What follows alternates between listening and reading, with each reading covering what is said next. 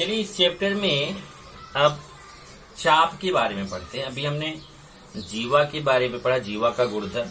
अब चाप का गुणधर्म पढ़ते हैं। तो देखिए चाप आपको इसके पहले बताया गया था। चाप क्या है कि अगर मान लीजिए एक वृत्त है, इस वृत्त को आप ऐसे कट कर दीजिए तो ये जो कटा हुआ ये भाग है इसको बोला जाता है चाप। अब ये कितना भी छोटा हो सकता है। ये भी चाप है, ए बी चाप है, ए बी चाप है, ए बी चाप है, ए बी चाप है। तो वृत्त का कोई भी कटा हुआ भाग है उसको हम चाप कहते हैं। और उसमें आपको 3 तरीके का चाप बताया गया था। और इसके पहले के लेक्चर में एक बताया गया था लघु चाप। लघु चाप क्या था कि जो 180 से कम हो, लघु मतलब छोटा, जो 180 अंश से कम हो उसको लघु चाप कहते हैं। दूसरा बताया था दीर्घ चाप, जो 180 अंश से अधिक हो। और एक बताया था अर्धवृत्तीय चाप, मतलब वृत्त का आधा। तो लघु चाप छोटा, दीर्घ चाप बड़ा, अर्धवृत्तीय चाप मतलब आधा चाप, वृत्त का आधा। तो यहाँ पे हम क्या पढ़ने जा रहे हैं, अभी चाप का माप क्या होता है। तो जैसे मान लीजिए देखिए यहाँ पे एक वृत्त है, ये वृत्त है। इस वृत्त में अगर हम इसका एक कोई भी चाप ले लें, जैसे मान लीजिए मैं यहाँ पे एक इसका चाप ले लेता हूँ, चाप ए। ये देखिए इसको अलग कलर मार देता हूँ। ये देखिए वृत्त का चाप हो गया ए बी। ये चाप ए बी है। यहाँ और कुछ नाम दे देता हूँ, मान लो पी नाम दे देता हूँ, चाप ए पी बी। ये चाप ए पी बी द्वारा का, अब आपको अगर कोई बोलता है कि चाप ए पी बी का माप बताइए, चाप ए पी बी का माप कितना है, तो आप समझ जाइए कि उस चाप के द्वारा आपको ए को यहाँ केंद्र से मिला देना है, बी को केंद्र से, मतलब दो चाप के जो अंत बिंदु है, ए बी चाप है, ए को मिला दीजिए केंद्र, मान लो केंद्र ओ है, ओ से मिला दीजिए, बी को ओ से मिला दीजिए। तो यहाँ पे एक कोण बन रहा है ना, ये जो कोण बन रहा है इस कोण को बोला जाता है कोण एओबी। इस कोण को क्या बोलेंगे, कोण एओबी। और यही कोण एओबी को आप चांदा लेके नाप लीजिए, जितने अंश का ये कोण रहेगा उतना ही इस चाप एपीबी का माप रहेगा। इसका मतलब किसी चाप का माप उसके द्वारा केंद्र पर बने हुए कोण के माप के बराबर होता है। तो यहाँ पे हम यही लिखेंगे, वृत्त के किसी चाप का माप वृत्त के किसी पर है चाप, वृत्त के किसी चाप का माप उस चाप द्वारा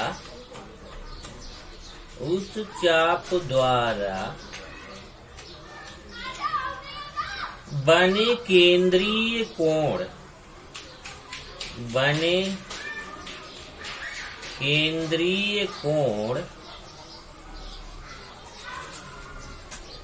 के बराबर होता है। बने केंद्रीय कोण के बराबर होता है। इसका मतलब क्या हुआ, अर्थात चाप एपीबी का माप। अब जैसे चाप एपीबी का माप अगर आप बोलोगे तो यहाँ पे ऐसे होता है, एम मतलब होता है मेजरमेंट मतलब माप। चाप ए पी बी, देखिए ऐसे ब्रैकेट में अगर आप लिखते हो ना, अगर ऐसे लिखे एम चाप ए पी बी, इसका मतलब ये जो चाप ए पी बी है इसका मेजरमेंट, इसका माप, चाप ए पी बी का माप। तो चाप ए पी बी का माप किसके बराबर रहेगा, कोण एओ बी के माप के बराबर। तो बराबर कोण ए ओ बी, ये किसी चाप का माप हो गया। तो कोई भी चाप अगर आपको कहीं पे रहे उसका माप आपको पता करना है, तो आप उस चाप के जो अंत बिंदु हैं उसको केंद्र से मिला दीजिए और फिर चांदा से इस कोण को नाप लीजिए। जितने अंश का एक कोण रहेगा उतना ही इस चाप एपीबी का मेजरमेंट रहेगा, चाप एपीबी का, इस चाप एपीबी का माप रहेगा। ये पहला पॉइंट हो गया चाप का माप।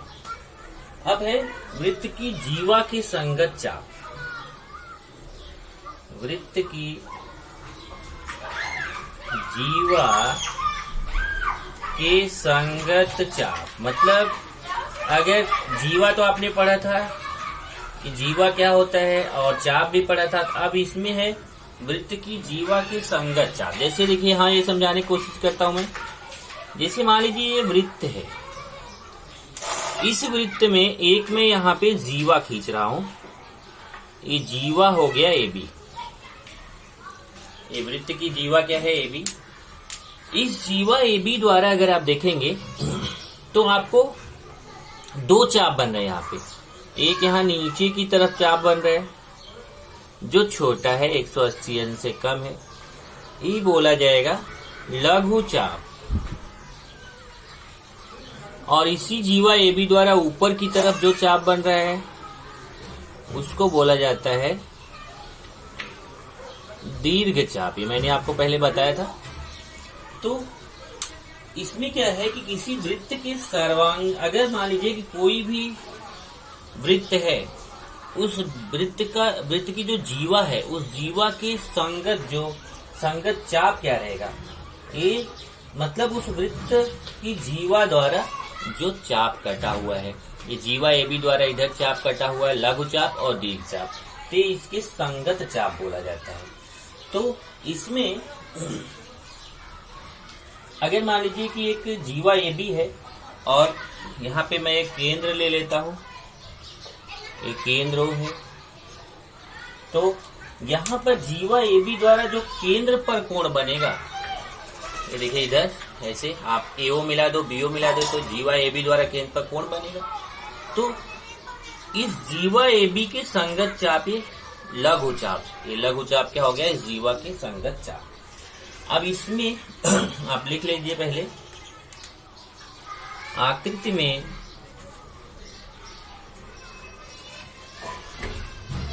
जीवा AB है, जीवा AB है जिसके संगत लघु चाप, लघु चाप। अब यहाँ कुछ नाम थोड़ा सा बदल देता हूँ। जैसे यहाँ मैं इसको नाम को इधर लिख देता हूँ P, इधर लिख देता हूँ Q। तो ये लघु चाप AP भी हो गया, ये दीर्घ चाप AQ भी हो गया, जिसके संगत लघु चाप APB तथा दीर्घ चाप AQB है। तो जीवा AB के संगत लघु चाप APB है और ऊपर वाला दीर्घ चाप AQB है। अब गुणधर्म क्या बोलता है इसका? जीवा के संगत चाप का गुणधर्म क्या है? इस गुणधर्म को जरा देखिए। गुणधर्म क्या बोलता है कि यदि एक ही वृत्त के दो चापों के माप समान हो, यदि एक ही वृत्त के दो चापों के माप समान हो तो वे दोनों चाप सर्वांगसम होते हैं। तो वे दोनों चाप सर्वांगसम होते हैं। ये देखिए गुणधर्म में मैं इसको नंबर 1 गुणधर्म दे देता हूँ। पहला गुणधर्म है ये। गुणधर्म में पहला गुणधर्म, यदि एक ही वृत्त के दो चापों के माप समान हो तो वे दोनों चाप सर्वांगसम होते हैं। इसका मतलब क्या हुआ? जैसे मैं यहाँ पे अगर आकृति बना के आपको समझाऊं, जैसे एक आकृति है, इसमें मैं यहाँ दो चाप लेने चल रहा हूं। एक चाप है, ये देखिए इधर बना देता हूं, और एक चाप में इधर बना देता हूं ऐसे। ये मान लेते हैं चाप है ए बी, ए चाप है पी क्यू, और यहाँ केंद्र है O। अगर ये वाला कोण और ये वाला कोण दोनों आपस में समान हो, मतलब कोण AOB और कोण POQ दोनों आपस में समान हो। देखिए कोण AOB और कोण POQ, ये दोनों कोण आपस में समान रहेंगे। 3 कोणों द्वारा कटे हुए चाप AB और चाप PQ भी आपस में समान होंगे। अर्थात यदि कोण AOB सर्वांगसम कोण POQ, तो चाप AB जो है ऐसे मैं लिख दूं, मेजरमेंट ऑफ चाप AB सर्वांगसम होगा मेजरमेंट ऑफ चाप PQ। मतलब AB वाला चाप जो है वो PQ वाले चाप के बराबर। अगर एक कोण सर्वांगसम है तो इन कोणों द्वारा बने हुए जो चाप AB और चाप PQ का माप है वो भी सर्वांगसम होगा। अब इसी में एक दूसरा पॉइंट और है। दूसरा पॉइंट देखिए क्या है, उसको लिखते हैं। दूसरा है, किसी वृत्त के सर्वांगसम चापों में किसी वृत्त के सर्वांगसम चापों में संगत जीवाएं सर्वांगसम होती हैं। संगत जीवाएं सर्वांगसम होती हैं। किसी वृत्त के सर्वांगसम चापों में संगत जीवाएं सर्वांगसम होती हैं। और अर्थात अब इसमें देख लीजिए इसका क्या मीनिंग है। अर्थात यदि, अब जैसे देखिए यहाँ पे यही डायग्राम में मैं समझा देता हूँ। जैसे देखिए एक मैं यहाँ जीवा AB खींच रहा हूँ और यहाँ पे जीवा PQ खींच रहा हूँ। देखिए ये जीवा AB हो गई, जीवा PQ हो गई।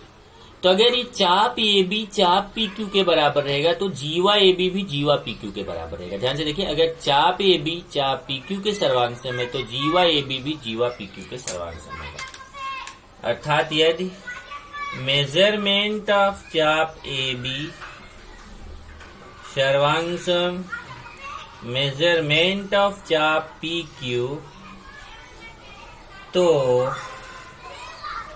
जीवा AB भी सर्वांगसम होगा जीवा PQ के। और तीसरा गुणधर्म इसका उल्टा है। इसमें क्या था कि अगर चाप समान होंगे तो जीवा भी सर्वांगसम होगी, और इसमें अगर जीवा सर्वांगसम होगी तो चाप भी सर्वांगसम होंगे। तो तीसरा पॉइंट है, किसी वृत्त में दो जीवाएं सर्वांगसम हो, किसी वृत्त में दो जीवाएं सर्वांगसम हो तो उनके संगत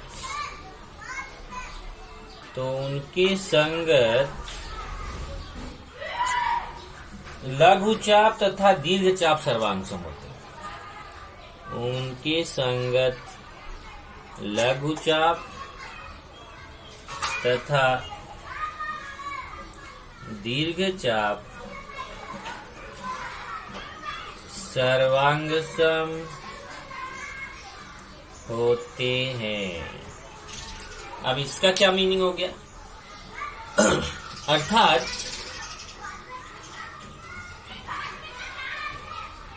अब देखिए, जैसे मान लीजिए एक यहाँ पे मैं वृत्त ले रहा हूं।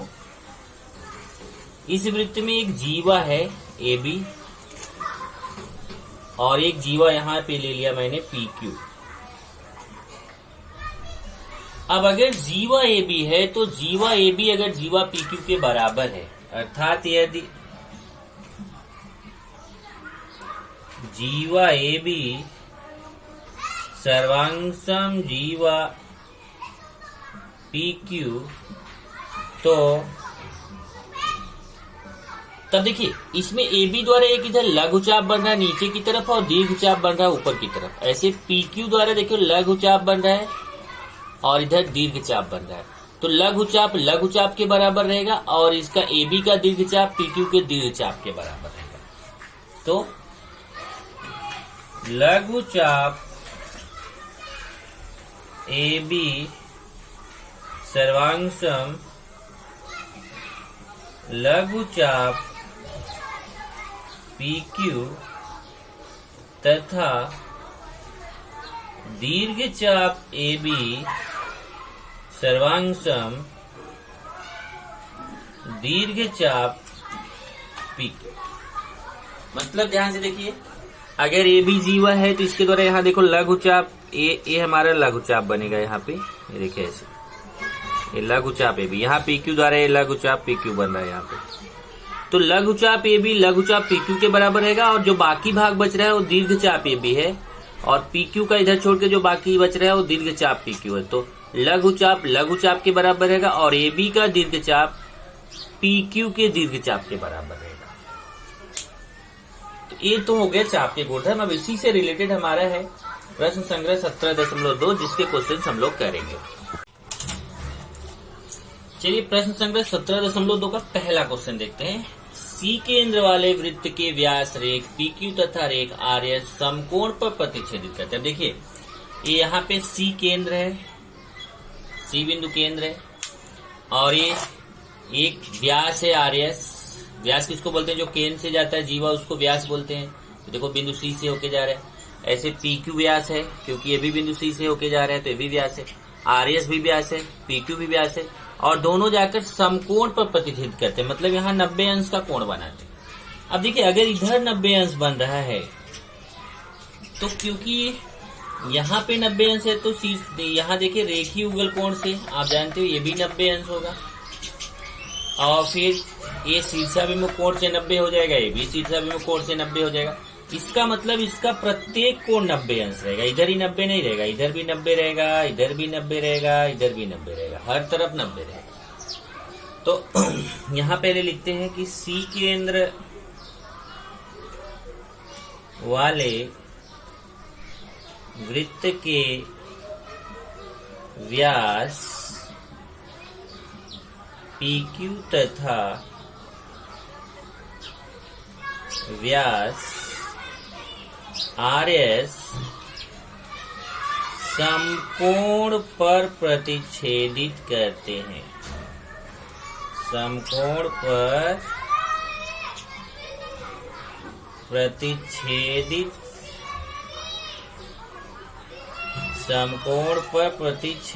करते हैं, इसलिए कोण, ये देखिए अब मैं चारों कोण लिखने चल रहा हूं। इस कोण को बोलेंगे PCS, देख लीजिए PCS। इधर वाले कोण को बोलेंगे PCR, ये वाले कोण को बोलेंगे RCQ, इस वाले कोण को बोलेंगे SCQ। तो मैं चारों कोण लिखने चल रहा हूं। कोण PCS बराबर कोण PCR बराबर कोण RCQ बराबर कोण SCQ बराबर 90 अंश। ये सब 90 अंश के कोण हो जाएंगे, सारे कोण 90 अंश। अब क्वेश्चन क्या पूछा है? क्या चाप PS और चाप SQ सर्वांगसम है? अब बोल रहा है कि जो चाप PS है, क्या वह चाप PS जो है वो चाप SQ के बराबर है? तो अभी आप जानते हो कि अगर एक कोण सर्वांगसम है तो उस कोण के संगत चाप भी सर्वांगसम होंगे। तो अब अगर देखिए कि ये कोण 90 अंश है तो चाप PS भी कितना होगा? 90 अंश होगा। तो आप लिखेंगे M चाप PS बराबर कोण, देखिए ये जो PS चाप है ये कोण PCS के बराबर होगा, कोण PCS, और ये हो जाएगा 90 अंश। ऐसे ही ये जो QS चाप है, M चाप QS, एक QS चाप इस वाले कोण के बराबर होगा, कोण SCQ बराबर कोण SCQ, ये भी 90 अंश। अब ध्यान से देखिए, इसको मैं समीकरण 1 कर देता हूं, इसको समीकरण 2 कर देता हूं। अब यहां से देखिए चाप PS का मान भी 90 अंश है, चाप QS का मान भी 90 अंश है, इसका मतलब दोनों आपस में सर्वांगसम है। तो आप लिखेंगे समीकरण 1 तथा 2 से m चाप PS बराबर, या सर्वांगसम का चिन्ह लगा दीजिए, सर्वांगसम m चाप QS। देखिए एक चीज तो यही आपको सिद्ध करना था। क्वेश्चन पूछा था कि क्या चाप PS चाप SQ के बराबर है। अब यहाँ एक काम करते हैं, SQ बोल रहा है तो मैं QS न लिख के यहाँ SQ लिख देता हूँ। दोनों का मतलब एक ही है, पर जो क्वेश्चन में बोला है वही लिखे तो बेटर है। ये देखिए मैं SQ लिख दिया। अब ध्यान से देखना है, चाहे इससे आपको चाहे QS बोलो चाहे SQ, उससे कोई फर्क नहीं है, लेकिन क्वेश्चन में SQ वर्ड यूज किया तो हम भी SQ यूज कर लेते। दूसरा क्वेश्चन है बताओ, तो ये बता दिया कि हाँ दोनों आपस में सर्वांगसम। दूसरा, चाप PS के सर्वांगसम अन्य चाप कौन से हैं? तो चाप PS के सर्वांगसम SQ भी है, RQ भी है, PR भी है। तो आप लिखेंगे M चाप RQ। अब देखिए जो RQ है वो कोण RCQ के बराबर है। M चाप RQ बराबर कोण RCQ 90 अंश, ये समीकरण 3। तथा M चाप, अब इधर वाला लीजिए, PR किसके बराबर रहेगा? PCR। M चाप PR जो है वह बराबर रहेगा कोण PCR, ये भी हो जाएगा 90 अंश, समीकरण 4। अब समीकरण 1, 2, 3, 4 से, अब ध्यान से देखिए, समीकरण 1 देखिए M चाप PS 90 अंश है, समीकरण 2 से M चाप SQ 90 अंश है, समीकरण 3 से M चाप RQ 90 अंश है, समीकरण 3 से M चाप RQ 90 अंश है, समीकरण 4 से M चाप PR 90 अंश है। तो ये चारों के चारों का मान 90 अंश है, इसलिए समीकरण 1, 2, 3, 4 से M चाप PS सर्वांगसम M चाप SQ सर्वांगसम, मतलब चारों चाप आपस में समान है। M चाप RQ सर्वांगसम M चाप PR, चारों के चारों जो चाप हैं वो आपस में कैसे हैं? सर्वांगसम। तो यहाँ पे उत्तर लिख देंगे।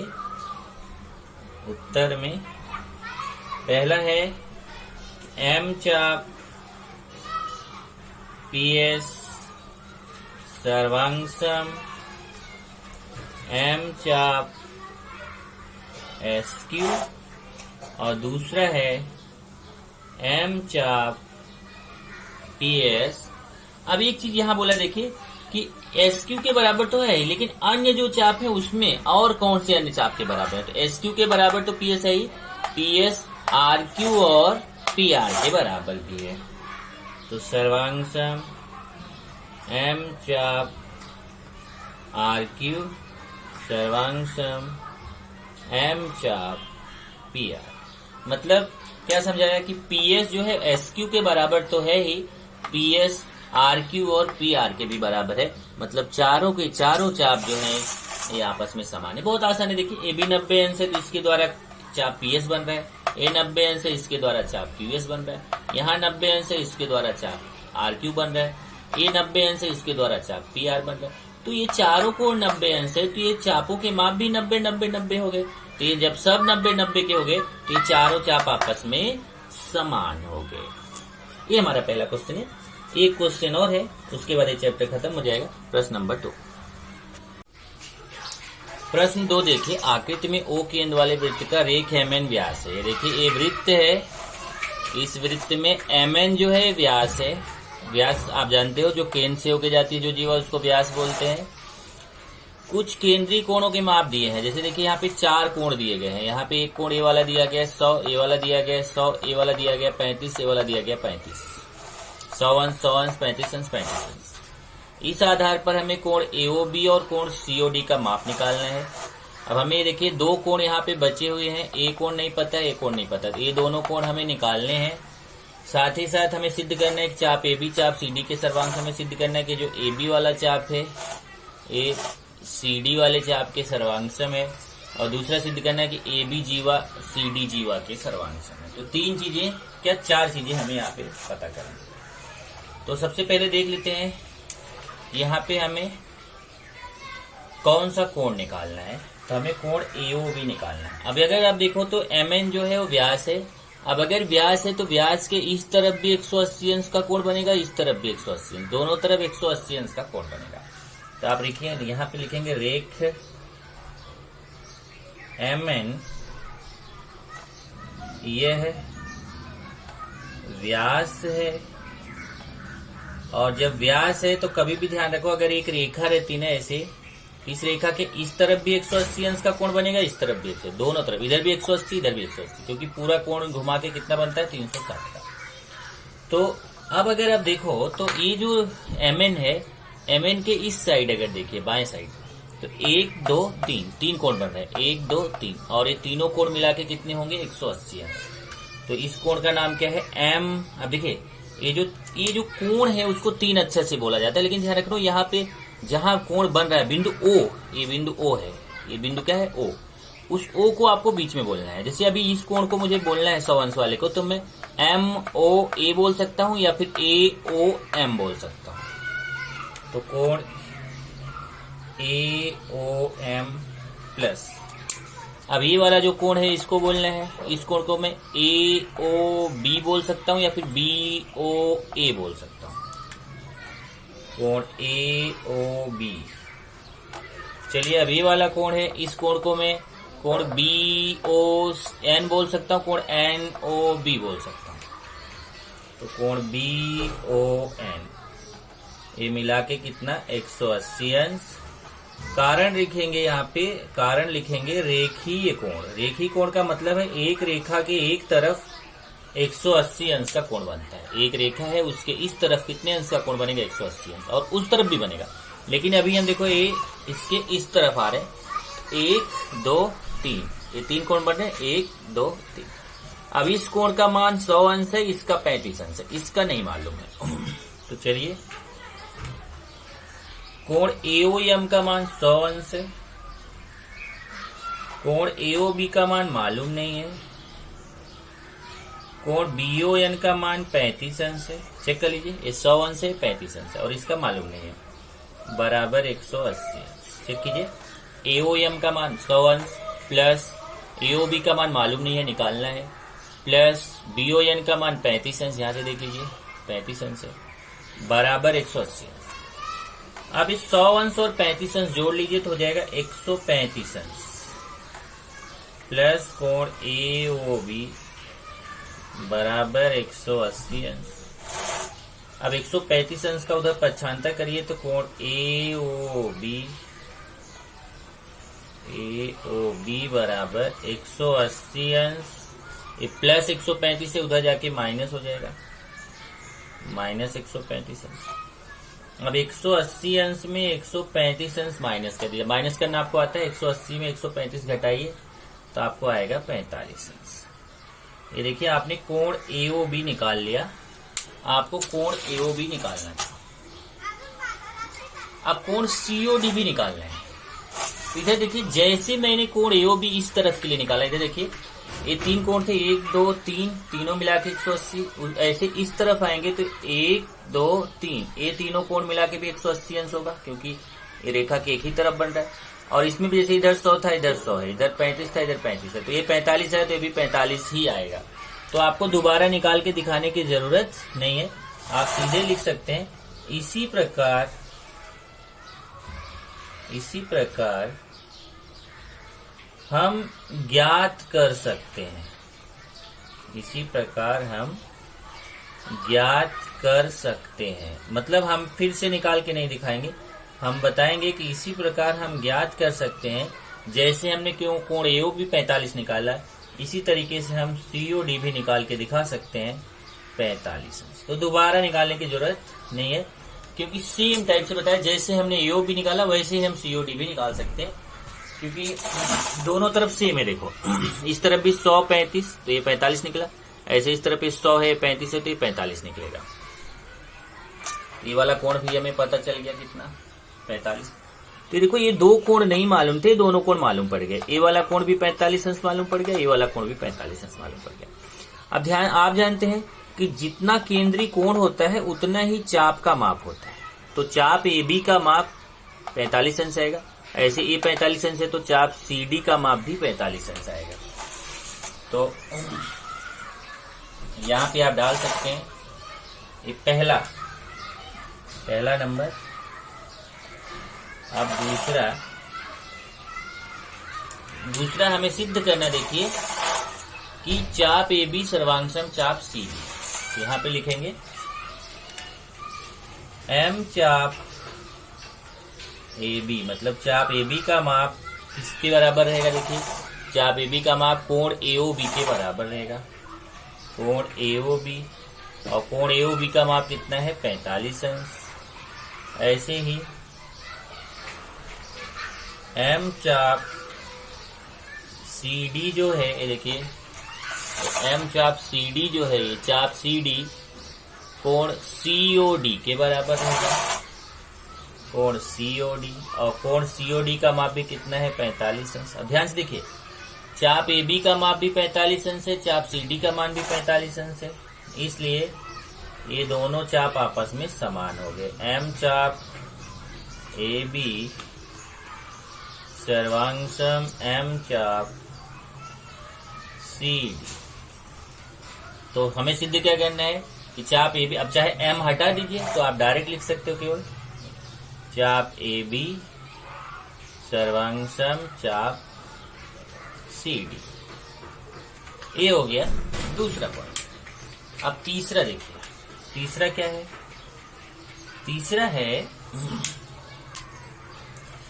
हमें सिद्ध करना है जीवा AB सर्वांगसम जीवा CD। देखिए हम तो ये सिद्ध कर दिए कि चाप AB सर्वांगसम है चाप CD के। अब सिद्ध करना है कि जीवा AB जीवा CD के सर्वांगसम है। बहुत आसान है। आप क्या करो, आप पहले बता दो कि आपने क्या पढ़ा है कि सर्वांगसम चाप, मतलब अगर चाप सर्वांगसम है तो उनकी संगत जीवाएं भी सर्वांगसम होती है। तो चाप AB चाप CD के सर्वांगसम है तो चाप AB द्वारा बनी जीवा चाप CD द्वारा बने जीवा CD के सर्वांगसम होगा। तो आप लिखेंगे चाप, क्योंकि सर्वांगसम